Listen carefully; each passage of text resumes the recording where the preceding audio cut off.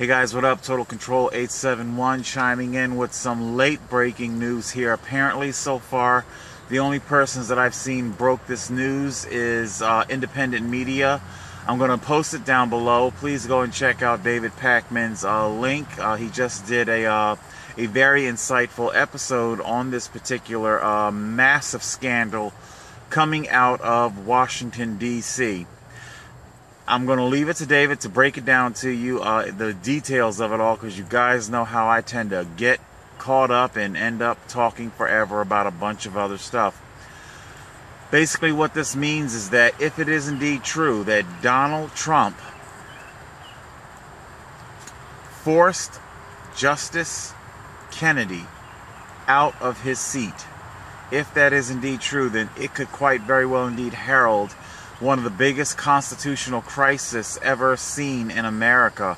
Again, I'll leave the details to the David Pakman show. I'm going to post that episode down below. Donald Trump, he has been financed quite heavily by Deutsche Bank, a bank that has very, very seedy back dealings with Russia. Once again, we see Russia every which way you turn. Fucking Russia surrounds this man. Suddenly, a lot of things are beginning to come into focus here. I've already known for a while, and suspected for a while, the reason why Kennedy may have been encouraged to leave abruptly. But I think I spoke about that maybe a couple of episodes ago. The whole strangeness of his abrupt departure. Justice Kennedy's son worked at Deutsche Bank for over 10 years, personally involved in facilitating the loans, over $1 billion worth of real estate loans for Donald Trump. You know, normally guys with felt boards and chalkboards, you know, your fucking Glenn Becks and whatnot, with the lines and Sean Hannity's shit connecting. I hate to say it, but yeah, that's exactly what we need here. Not Sean Hannity or fucking Glenn Beck, but a fucking whiteboard or a felt board or something, because so much shit is connected to Donald Trump. So much very shady, very, very, very seedy business dealings. The money laundering. Oh my God. Alright, so I've been saying it also. Republicans are masters, grand masters of strategy. And it's beginning to become apparent what's going on here. By forcing Kennedy out now, Donald Trump will stack the Supreme Court in his favor, in all Republicans' favor. The Republicans know, like I said it a few episodes ago with the whole comparative analogy, Decepticons, Autobots. The GOP knows the blue wave is coming, and they know it's going to be a motherfucker. Basically, the GOP is building their fucking ark. Do you not get it? The fucking ark, Noah's Ark, is being built, okay? And all of very particular, okay, it's not very particular Republicans are being slated or being given a seat in the ark, okay? So when the blue wave comes and washes out everything, you know, we see the dead wood being weeded out in the Republican Party, retirements forced out, you know, they're frankly, although both sides are a little bit embattled with sex scandals and things like that, but the Republican Party is conducting their own purge right now. They're building their ark, and they are definitely stacking that Supreme Court. That court is going to be there. It is the ark that's going to preserve their fucked up values, okay?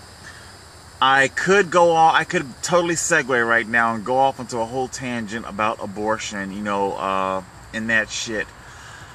I haven't. There's a lot about abortion that I haven't made up my mind about. Is it right? Is it wrong? They bitch and harp about a woman controlling her body. You know what?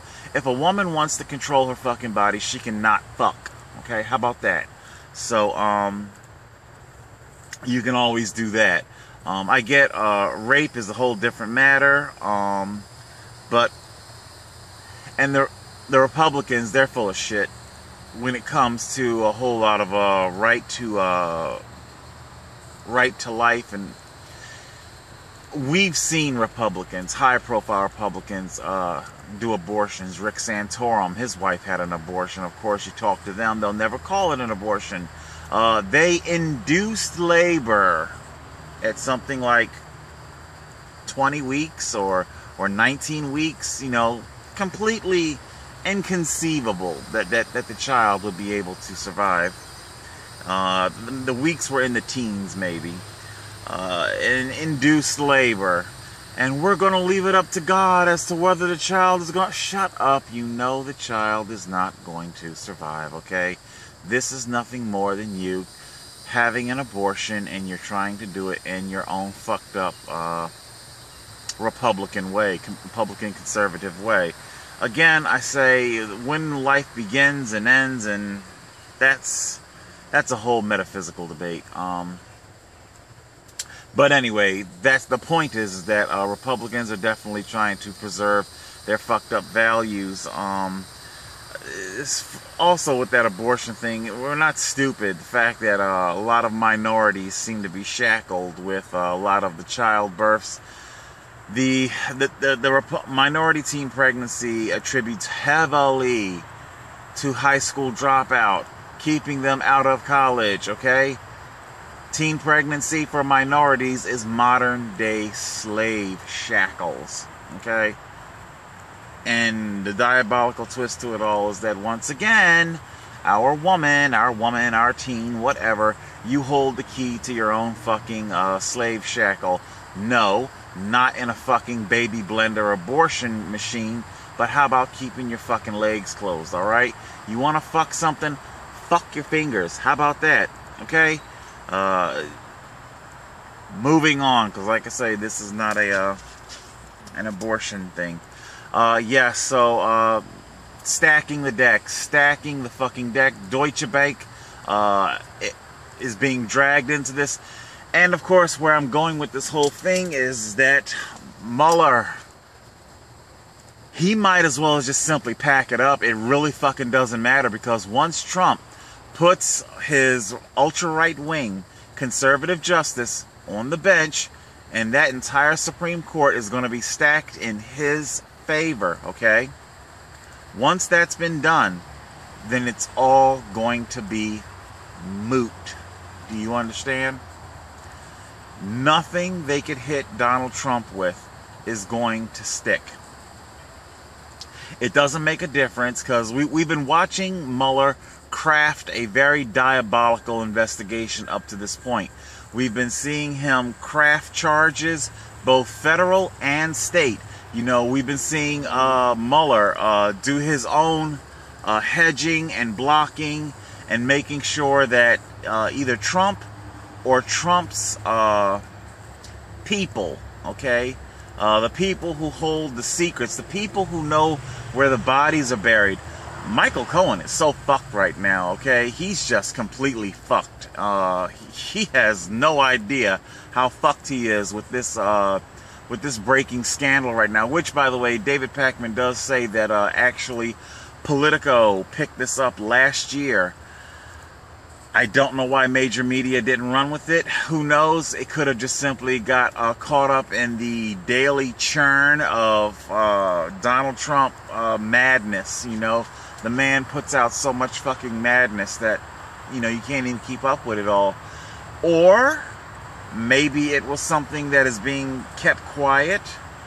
But either way, we're talking about a serious constitutional crisis. Donald Trump is going to use his one-term presidency. Whether Donald Trump knows it or not. Matter of fact, maybe he doesn't fucking know it, okay? For all we know, the GOP might have their arm around Donald, Yeah, Don. Sure thing, baby. You're gonna be 2 terms. Yeah, don't you worry. We got you, Donnie. We got you. Yeah, yeah. All right. Don't. Hey. We got you, big guy. We got you. We're getting rid of this motherfucker. Okay. The Republican Party, whether Donald knows it or not, they're getting rid of his ass. Okay, and they're going to use his 4 years to the absolute best of their motherfucking strategy. They're building the ark. They're putting all their most precious, valuable, conservative resources in this ark. Their most precious, conservative personnel are going to go in this ark, and trust me, they will survive the blue wave, okay? They know they're about to lose control of a lot of shit come midterm elections, and even more shit in 2020. So, they're definitely getting that together.